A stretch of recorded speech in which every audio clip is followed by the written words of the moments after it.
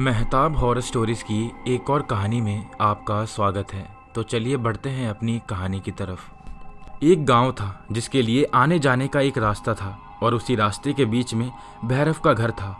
भैरव के साथ उसकी पत्नी भी थी जिसका नाम सीमा था और वह प्रेग्नेंट भी थी। भैरव लकड़ी काटने का काम करता था और उसी से उसके घर का पालन पोषण चल रहा था।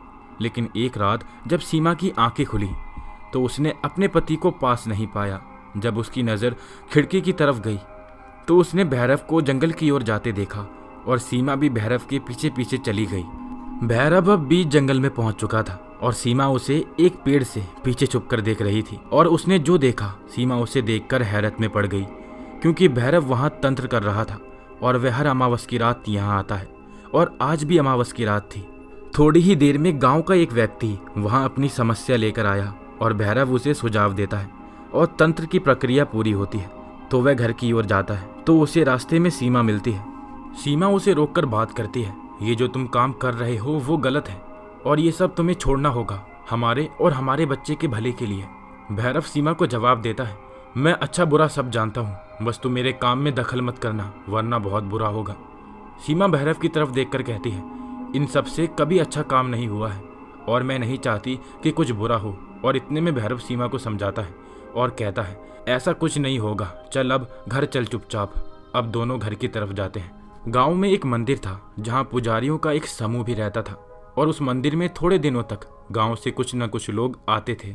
लेकिन थोड़े समय के बाद उन्होंने भी आना बंद कर दिया था और इससे वहां के पुजारियों को चिंता होने लगी कि आखिर गाँव वालों को क्या हुआ है। पुजारियों को किसी गाँव के आदमी से ही पता चला कि उन्होंने ऊपर वाले पर आस्था छोड़ दी है और भैरव के तंत्र पर विश्वास करने लगे हैं। पुजारियों को लगा कि गांव वालों को समझाना होगा, क्योंकि वो ईश्वर की आस्था को ठुकराकर विश्वास से अंधविश्वास का सफर तय कर रहे हैं और अनजाने में तंत्र से वो शैतान को भी दावत दे रहे हैं, जिससे इस गांव का विनाश निश्चित है। सभी पुजारी गांव की तरफ बढ़े ताकि उन्हें समझा सकें, ताकि वो ये गलत काम ना करें वरना अनर्थ हो जाएगा।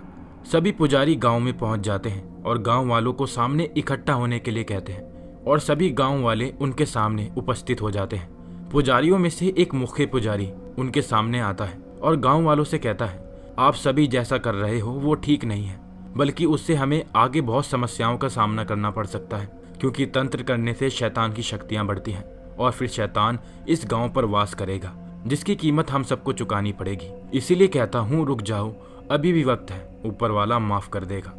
इतने में एक गाँव का व्यक्ति उठकर कहता है, हमें ऊपर वाले पर यकीन नहीं, मेरा परिवार भूख से मरने की कगार तक पहुंच चुका था। क्या किया आपके भगवान ने, मेरी सारी फसल तहस कर दी, लेकिन भैरव के तंत्र से मेरा परिवार आज खुश है। मुख्य पुजारी कहता है, पहले शैतान सबके साथ सब कुछ अच्छा करता है और फिर ऐसी तकलीफ देता है जिसे आप सोच नहीं सकते। और मुख्य पुजारी ने गाँव वालों से कहा, यदि आप नहीं माने तो सुन लो, तंत्र से प्रभावित होकर शैतान जन्म लेगा और भैरव शैतान का उपासक है तो उसकी पहली संतान ही शैतान बनेगी और शैतान की भूख मिटाने के लिए गांव के एक एक व्यक्ति को अपनी बलि देनी होगी ताकि वो रत पी सके। गांव के लोग कहते हैं, हम कैसे मान ले, जो तुम कह रहे हो वो सच है। मुख्य पुजारी उसकी बात का जवाब देता है कि ये प्रकृति बताएगी, जब इस धरती पर शैतान जन्म लेगा तब बहुत भयानक तूफान आएगा और शैतान जन्म के समय सबसे पहले बलि अपने उपासक की लेगा, यानी भैरव की।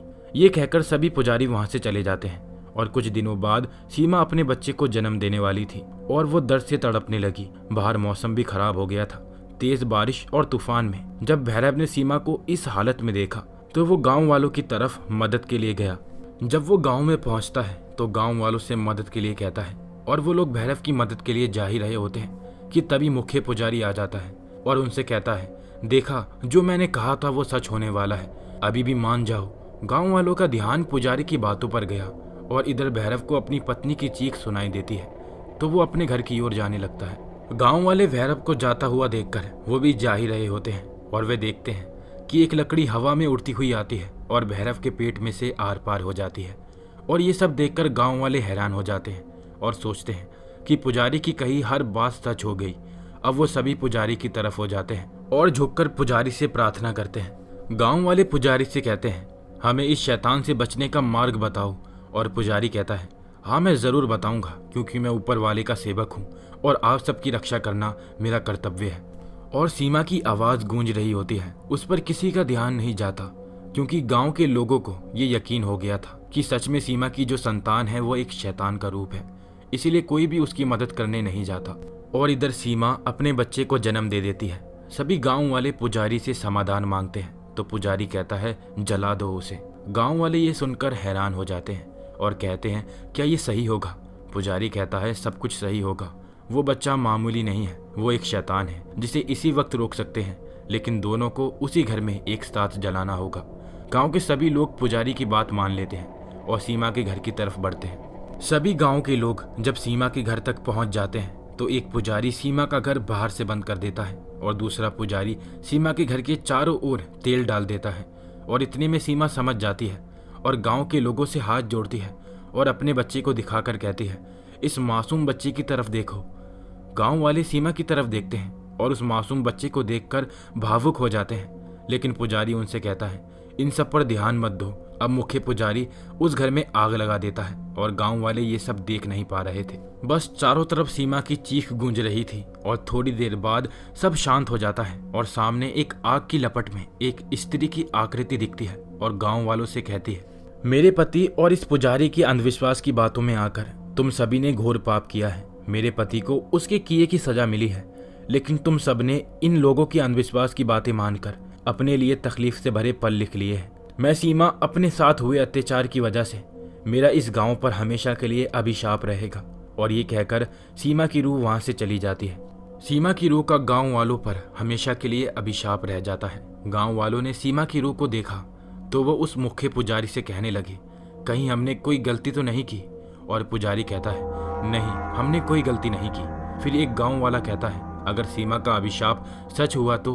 उस पर मुख्य पुजारी जवाब देता है वैसे ऐसा कुछ नहीं है, अगर आपको फिर भी डर है तो इस बात पर गांव में एक बार हवन करा देते हैं। इसमें सभी गांव वाले राजी हो जाते हैं और हवन की तैयारियां शुरू हो जाती है। मुख्य पुजारी का कुछ सामान रह गया था, उसके लिए वो एक आदमी को गांव से बाहर भेजता है और वो आदमी जब गांव से बाहर जा रहा था तो उसे सीमा के उस जले हुए मकान की तरफ से गुजरना था और वो वहां से ही जा रहा था। उसे किसी औरत के रोने की आवाज सुनाई देने लगी। वो डर गया। अब वो सीमा के घर से आगे आ चुका था और वो रोने की आवाज उसके पीछे से आ रही थी। जब उसने पीछे मुड़कर देखा तो वहां कोई नहीं था और फिर से आवाज आई। इस बार कोई औरत उसका नाम लेकर कहती है हरिया, तूने ठीक नहीं किया, बोल तूने ऐसा क्यों किया? अब हरिया घबरा गया और कहता है कौन हो तुम, सामने क्यों नहीं आती? तो वो औरत जवाब देती है इतनी जल्दी भूल गया, मुझे तू भाभी माँ कहता था और मुझे जलाने के लिए तूने उन लोगों को तेल दिया। हरिया फिर समझकर और काफी घबराहट से पूछता है क्या तुम सीमा हो? और फिर आवाज आती है सांसों की तेज रफ्तार के साथ दबी हुई सी भयानक आवाज में हरिया, मत ले अपनी गंदी जबान से मेरा नाम। हरिया घबराता हुआ कहता है मुझे छोड़ दो, मैं निर्दोष हूँ। और ये कहकर हरिया वहां से भागता है और कुछ दूर तक जाता है, लेकिन ठोकर खाकर वो गिर जाता है। लेकिन जब हरिया को होश आता है तो वो हैरान रह जाता है, क्योंकि वो अब सीमा के घर में होता है, जिसमें से वो बाहर निकलने की कोशिश करता है लेकिन निकल नहीं पाता। तब वो गांव वालों को आवाज लगाता है पर कोई नहीं सुन पाता। सीमा हंसते हुए कहती है जब वो मेरे सामने होकर मेरी मदद नहीं कर सके, अब तो वो है भी नहीं। हरिया सीमा से रोते हुए कहता है मुझे माफ कर दो। और तब सीमा की आवाज आती है बहुत देर हो चुकी है। इधर मुख्य पुजारी हवन में लकड़ी लगा चुका था। अब वो घी डालता है और फिर जैसे ही हवन में आग लगाता है तो सीमा का घर फिर से जलने लगता है और उसमें जो हरिया था वो फिर चिल्लाता है और गांव वालों को उसकी चीख सुनाई देती है। और सभी गांव वाले सीमा के घर की तरफ बढ़ते हैं, जो कि आग की लपटों से घिरा हुआ है और उसमें हरिया की चीखें सुनाई दे रही हैं। गांव वाले चाहकर भी हरिया को बचा ना सके और वो समझ गए कि अब उन्हें सीमा के अभिशाप से कोई नहीं बचा सकता। सभी पुजारियों ने ये घटना देखी तो वो गांव से भागने लगे, लेकिन जैसे ही वो गांव से बाहर जाने वाले रास्ते पर कदम रखते हैं और वो रास्ता आग की लपटों से घिर जाता है और पुजारी वापस गाँव में लौट आते हैं। सीमा के अनुसार गांव के सभी लोग दोषी हैं, जिसके चलते वो यहाँ किसी भी व्यक्ति को गांव से बाहर नहीं जाने देगी और किसी ने कोशिश की तो वही हाल होगा जो हरिया का हुआ। सीमा का अभिशाप लगता है आजीवन के लिए गांव वालों के साथ जुड़ गया है, क्योंकि उस गांव से कोई भी बाहर जाने की सोचता तो सीमा की रूह उसे जलाकर राख कर देती। और इस तरह से काफ़ी दिन बीत गए और गांव की हालत बहुत ख़राब हो गई। अब गांव की हालत बहुत ख़राब हो चुकी थी। वो सिर्फ ये गांव छोड़ देना चाहते थे और सीमा से रोज़ माफ़ी भी मांगने लगे। गांव में जीने के लिए अब खाना पीना भी कम पड़ने लगा था। लोगों की मौत भूख से होने लगी। यहाँ अब तो बारिश ने भी रुख मोड़ लिया, इसलिए सूखा पड़ने की भी कगार पर है। लगता है इस गांव का विनाश अभिशाप के कारण निश्चित है। एक दिन उस पार से एक व्यक्ति गांव की ओर तेज आवाज में गाना गुनगुनाते हुए आ रहा था। जैसे वो सीमा का घर पार करता है तो सभी गांव वाले हैरान हो जाते हैं, क्योंकि सीमा के अभिशाप का कोई असर उस पर नहीं हुआ। इधर वो व्यक्ति गांव की तरफ जाता है तो देखता है गांव के सभी लोग सामने खड़े हैं। ये देखकर वो कहता है, सुनो गांव वालों, हमें देखकर आप पहचान गए होंगे, हम कौन हैं? सभी गांव वाले एक आवाज में कहते हैं, कौन हो तुम? और व्यक्ति हैरान हो जाता है और कहता है, अरे हमारी तरफ देखो, हम साइकिल से आए हैं, हाथ में झोला लिया है। गांव वाले हैरानी से घूरते हैं। तब वो कहता है, देखिए ज़्यादा परेशान होने की ज़रूरत नहीं है, हम खुद आपको बता देते हैं। इतने में गांव वाले भड़कते हुए कहते हैं, तो बताना। तब वो जवाब देता है, मैं डाकिया हूँ और हम अभी अभी ये पोस्ट लिए हैं, मतलब इस गांव में पहली चिट्ठी देने आए हैं। इतने में एक गांव वाला बोलता है, और तेरी ये आखिरी चिट्ठी भी रहेगी। और ये सुन डाकिया कहता है, क्या आखिरी चिट्ठी? तब पुजारी उससे कहता है, घबराइए नहीं, गांव में पहली बार चिट्ठी आई है तो ये लोग हैरान हो गए हैं और कुछ नहीं। डाकिया कहता है, ये तो मुझे भी पता है, पहले चिट्ठी नहीं आती थी, अब सरकार ने यहाँ के लिए मुझे चुना है। और ये कहकर वो चिट्ठी निकालता है। वो पुजारी की चिट्ठी होती है। पुजारी डाकिया से कहता है, पढ़ के दिखाओ क्या लिखा है। डाकिया पढ़ता है, प्रिय बड़े भाई, मैं अपने लड़के की शादी के लिए आपको बुलाता हूँ। आप यहाँ आकर विवाह को अच्छे तरीके से कराएं। आपका छोटा भाई पंडित राजू। पुजारी कहता है, गांव वालों, डाकिया पहली बार आया है, कुछ खिलाओ पिलाओ। गांव वाले डाकिया को एक तरफ बैठाकर पुजारी के बुलाने पर चले जाते हैं। पुजारी गांव वालों से कहता है कि इस डाकिया को आते समय कुछ नहीं हुआ तो इसके साथ जाकर देखता हूँ, अगर कुछ नहीं होता तो वापस आते समय इसे फिर ले आऊंगा और हम इस तरह से गाँव छोड़ सकते हैं। गाँव वाले पुजारी की बात मान लेते हैं। इधर डाकिया इंतजार कर रहा था कि गाँव वाले कुछ लेकर आएंगे और पुजारी डाकिया के पास आता है और कहता है, चलो हम साथ चलते हैं। डाकिया खड़ा होता है और गांव की तरफ देखता है और पुजारी से कहता है, क्या कुछ खिलाया नहीं तो कम से कम पिला तो देते। पुजारी के साथ उसके 2 चेले भी थे। उनमें से एक डाकिया को जवाब देता है, भाई खुद के लिए हो तो तुम्हें कुछ खिलाएं और पिलाएं। तब डाकिया कहता है, क्या मतलब? पुजारी कहता है, इनकी बातों पर ध्यान मत दो, पागल हैं दोनों। डाकिया मन में सोचता है, मुझे तो पूरा गाँव पागल लगता है, कहाँ फंस गया। चलते चलते अब सीमा का घर आ जाता है और पुजारी रुक जाता है। डाकिया आगे बढ़ता है, वो उन्हें देखकर रुक जाता है। डाकिया कहता है, क्या हुआ, रुक कैसे गए? पुजारी कहता है, तुम आगे जाओ। डाकिया सोचता है, अजीब पागल है। और जैसे ही डाकिया निकलता है वैसे ही पुजारी और उसके चेले डाकिया के पीछे पीछे सीमा के घर को पार कर गए। सीमा का घर पार होते ही पुजारी के दोनों चेले खुशी से नाचते हैं। डाकिया उन्हें हैरत में देखता है, लगता है इन दोनों की तो ज्यादा ही खिसकी हुई है। डाकिया सोच लेता है कि इस गांव में अब नहीं लाऊंगा चिट्ठी, कहीं और चला जाऊं, लेकिन यहाँ नहीं।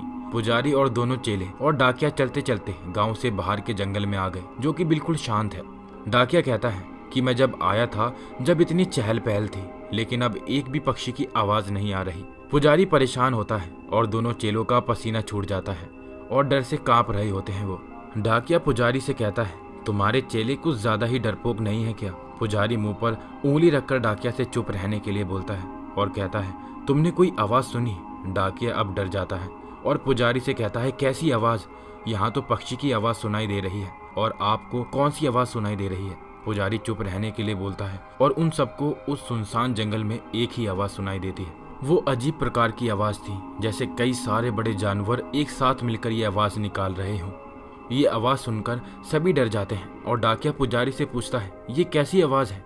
तब पुजारी जवाब देता है, ये मौत की आवाज है। अब सिर्फ उनके चलने की आवाज उन्हें सुनाई दे रही थी और वो मौत की आवाज से उनको ऐसा लग रहा था जैसे वो उनके करीब आती जा रही है। उस अनजान आवाज से सभी भयभीत थे। डाकिया सोचने लगा, जब मैं गांव आया था तो कोई ऐसी समस्या नहीं थी, तो अब ये भयानक आवाजें कैसे आने लगी? जरूर इन गाँव वालों के साथ कुछ गड़बड़ है। ये सभी गाँव वाले अभिशापित हैं। पुजारी और उसके चेले और डाकिया सभी आगे बढ़ते हैं और आने वाली भयानक आवाजें बंद हो जाती हैं तो सभी वहीं रुक जाते हैं और चारों लोग अलग अलग देखते हैं और घबराए हुए होते हैं। पुजारी का एक चेला सामने देख रहा होता है तो उसे सिर्फ चमकीली 2 आंखें दिखाई देती हैं। पुजारी और उसका एक चेला और डाकिया सभी एक दूसरे को देखते हैं और देखते हैं कि पुजारी का एक चेला गायब है। थोड़ी देर में उसके चीखने की आवाज आती है।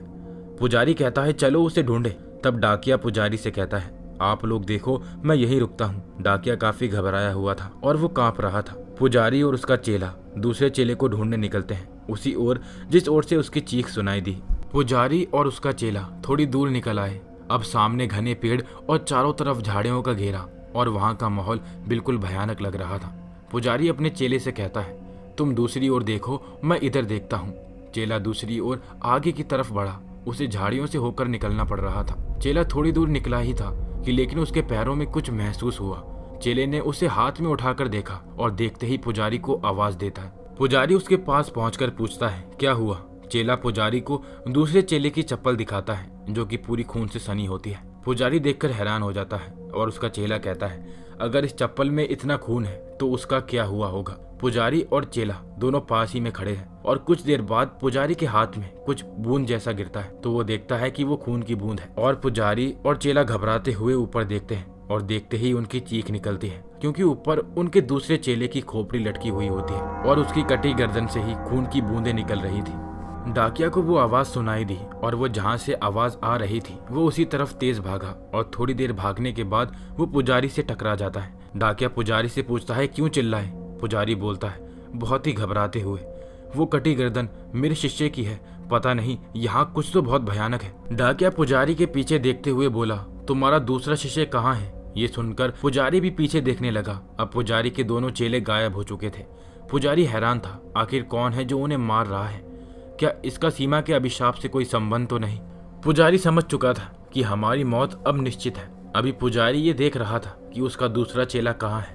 इधर डाकिया घबराते हुए पुजारी से कहता है, ये सब तुम लोगों की वजह से हो रहा है। पुजारी डाकिया को झंझोड़ते हुए कहता है, तुम घबराओ मत, अभी हमें अपना बचाव करना है। डाकिया ज्यादा डरने की वजह से पुजारी से कहता है, तुम मुझसे दूर रहो, कहीं तुम्हारी वजह से मैं भी न मर जाऊं। पुजारी अब गुस्से से कहता है, ये सुनो, अभी हमें कैसे भी अपनी जान बचानी है तो हम दोनों को मिलकर यहाँ से भागना होगा। अब डाकिया और पुजारी जंगल से बाहर की ओर भागने लगे और भागते हुए रास्ते में पुजारी को अपना दूसरे शिष्य दिखाई दिया जो पेड़ के टने पर अपना सिर पटक पटक के रो रहा था। तब पुजारी उसे देखकर रुका, लेकिन डाकिया कहने लगा, उधर मत देखो, वो शायद उसका कोई छल हो जो हमें रोकना चाहता हो। पुजारी भागते भागते हाँप गया था और हाँपते हुए डाकिया से कहने लगा, शायद तुम सही कह रहे हो। और पुजारी वहां से चलने लगा और बाद में पुजारी का शिष्य उसे आवाज देने लगा, गुरुजी, आप हमें इस हाल में छोड़कर जाओगे? नहीं गुरुजी, हमें बचाओ। पुजारी जब ये सुनता है तो वो फिर रुक जाता है। डाकिया कहता है, तुम भाड़ में जाओ, मैं जाता हूँ यहाँ से। और डाकिया वहां से भागने में सफल हो जाता है। पुजारी डरते डरते अपने शिष्य की तरफ बढ़ता है और कहता है, ये तुझे क्या हुआ है? पलटना। पुजारी को शिष्य अब कुछ बता नहीं रहा था, ना ही वो उसकी तरफ देखता है, बस पेड़ के टने से लगातार अपना सिर पटक रहा है। पुजारी जब पेड़ के टने की ओर देखता है तो वो घबरा जाता है क्योंकि पेड़ का टना पूरा उसके सिर के खून से सना हुआ है। पुजारी अब अपने शिष्य के कंधे पर हाथ रखता है और कहता है, चल भागते हैं, ज्यादा देर यहाँ रुकना खतरे से खाली नहीं। शिष्य जैसे ही पुजारी की तरफ चेहरा करता है तो पुजारी उसे देखते ही घबरा कर पीछे की तरफ गिर जाता है क्योंकि वो पुजारी का शिष्य नहीं, सीमा के रूप में बदल जाता है। सीमा पुजारी से कहती है, अपने दूसरे चेले को ढूंढ रहा है, वो देख ऊपर। पुजारी ऊपर देखता है, उसके दूसरे शिष्यों की लाश खून से लथपथ लटकी हुई होती है। पुजारी सीमा से माफी मांगने लगता है। डर से कांपता हुआ वो सीमा के आगे हाथ जोड़ता है, मुझे माफ कर दो सीमा। सीमा कहती है, तू मेरा वंश मिटाना चाहता था ना, लेकिन मिटा ना सका। पुजारी हैरान और घबराते हुए पूछता है, क्या तेरा बेटा जिंदा है? सीमा कहती है, हाँ पुजारी हाँ, तेरे दोनों चेलों को मेरे बेटे ने ही मारा है। सीमा कहती है, क्यों मिलना चाहेगा अपने काल से जो तुझे मारने वाला है? सीमा ये कहकर वहां से गायब हो जाती है। पुजारी को अपने पीछे लंबी लंबी सांस लेने की आवाजें सुनाई देती है और थोड़ी ही देर में पीछे से आवाज आती है, माँ माँ। वो जैसे ही पलटता है और जो चीज उसके पीछे थी उसे देखते ही वो हैरत में पड़ जाता है। वो बिल्कुल अलग था, ना तो मानव लग रहा था ना जानवर। उसके सिर पर बाल नहीं थे, आंखों के ऊपर भी बाल नहीं थे, खाल सुकड़ी हुई और आंखें बिल्कुल लाल जैसे उनमें खून भरा हो, और घुटनों के बल बैठा हुआ था और दोनों हाथ आगे की तरफ झुके हुए थे। दांत पूरे खून से सने हुए थे और वो लंबी लंबी सांसें लेकर पुजारी की तरफ भूखे शेर की तरह देख रहा था। पुजारी वहां से अपनी जान बचाने के लिए गांव की तरफ भागता है और सीमा का बेटा उसके पीछे पीछे दौड़ता है। गांव वाले उस आवाज को सुन रहे थे जो धीरे धीरे उनके करीब आ रही थी। वो आवाज इतनी डरावनी थी कि गांव के सभी लोग भयभीत हो जाते हैं। थोड़ी ही देर में गांव वालों को पुजारी भागता हुआ नजर आया जो उनकी ही ओर आ रहा था। पुजारी जैसे ही सीमा के घर को पार करता है वहां सीमा सामने आ जाती है और सीमा का बेटा धीरे धीरे पुजारी की तरफ बढ़ता है और उसके बिल्कुल करीब आ जाता है। पुजारी सीमा के बेटे को अपने करीब देखकर अब हिम्मत हार जाता है और रोते रोते झुक जाता है। सीमा उस पुजारी से कहती है, गांव वालों को सच्चाई बता या फिर तेरे मरने के बाद मैं बताऊं।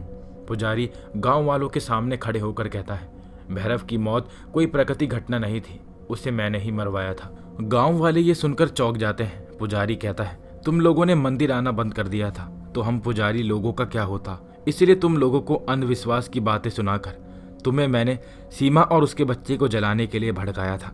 गांव वाले ये सुनकर उन्हें एहसास हो जाता है कि उन्होंने पुजारी के साथ मिलकर कितना बड़ा अनर्थ किया था। अब सीमा गांव वालों से कहती है, अब तो एहसास हो गया होगा तुम लोगों ने क्या अनर्थ किया है। जब तुम लोग मुझे जलता हुआ छोड़ गए थे तो मैंने अपने बच्चे को बचाने के लिए उसे अपने घर के पीछे वाली खिड़की से बाहर की तरफ कर दिया और उस वक्त वो पागल औरत आ गई जिसे तुम उस पर चुड़ैल का साया है ये समझकर उसके बच्चे को मार दिया और उसे भी पत्थर मार मार कर गाँव से बाहर भगा दिया और वो जंगल में ही रहने लगी। जब उस औरत ने मुझे जलते हुए देखा तो वो मेरे पास आई और मेरे बच्चे को ले लिया। उसने मुझे बचाने की कोशिश की लेकिन जगह इतनी थी कि केवल मेरा बच्चा उस जगह से निकल पाया। मैंने उसे अपने बच्चे को पालने की जिम्मेदारी दी और मरने के बाद मैं रूह बनकर अपने बच्चे के आसपास रही, लेकिन मेरा बच्चा इतना बड़ा हो गया था कि चल फिर लेता और बोलने के लिए सिर्फ माँ शब्द ही सीख पाया था कि और वो औरत भी मर गई। उसके बाद मेरा बच्चा दर बदर भटकता रहा। मैं उसके पास होकर भी कुछ नहीं कर पा रही थी और मेरा बच्चा जानवरों के बीच रहकर उन जैसा ही बन गया। लेकिन ईश्वर इतना भी कठोर नहीं है, मेरे बच्चे को मेरी रूह देख पाने की शक्ति दी ताकि मुझे देखकर अकेला महसूस ना करे। वो मुझे माँ कहने लगा। तब मुझे ऐसा लगा कि ईश्वर भी मेरे साथ है। इतने में पुजारी उठकर भागने लगा और तभी सीमा के बेटे ने उसकी गर्दन पर अपने तेज हाथों से वार किया। उसके बाद पुजारी की गर्दन गांव वालों के पास गिरती है। सभी गांव वाले बहुत डर जाते हैं। वो झुककर सीमा से माफी मांगने लगते हैं। सीमा गांव वालों से कहती है, तुम लोगों को अपनी सजा मिल चुकी है और जिन लोगों ने मेरे और मेरे पति की हत्या की थी वो सब मारे जा चुके हैं। तुम सभी लोग मेरे अभिशाप से मुक्त हो, लेकिन मेरे बच्चे को अपने बीच रखकर इंसान बनाना, घबराना नहीं, ये अब किसी से कुछ नहीं कहेगा, बस इसका ख्याल रखना। गांव वाले कहते हैं, हम इसका ख्याल रखेंगे। हमने जो किया वो बहुत गलत किया था, लेकिन आपके बच्चे की अच्छे से देखभाल करके हम अपनी गलती सुधारेंगे। सीमा कहती है, एक बात और, मेरे पति भैरव का अंधविश्वास तंत्र वो गलत है और पुजारी की अंधविश्वास वाली बातें गलत है। फिर कभी ऐसी बात मत करना, वरना इसका अंजाम ऐसा ही होता है। विश्वास करो अपने आप पर और ईश्वर पर जिसने ये संसार बनाया है। इतना कहकर सीमा की रूह तेज प्रकाश की तरफ ऊपर की ओर चली जाती है। उसके बाद गांव वाले खुशी से अपना जीवन यापन करने लगे और सीमा का बेटा भी धीरे धीरे गांव वालों के बीच रहकर ठीक हो जाता है। दोस्तों, इस तरह इस कहानी का अंत हो जाता है। आशा करता हूँ आपको ये कहानी पसंद आई होगी। अगर आपको ये कहानी पसंद आई है तो इस वीडियो को लाइक करके चैनल को सब्सक्राइब कर लीजिए। अभी मैं लेता हूँ आपसे अलविदा।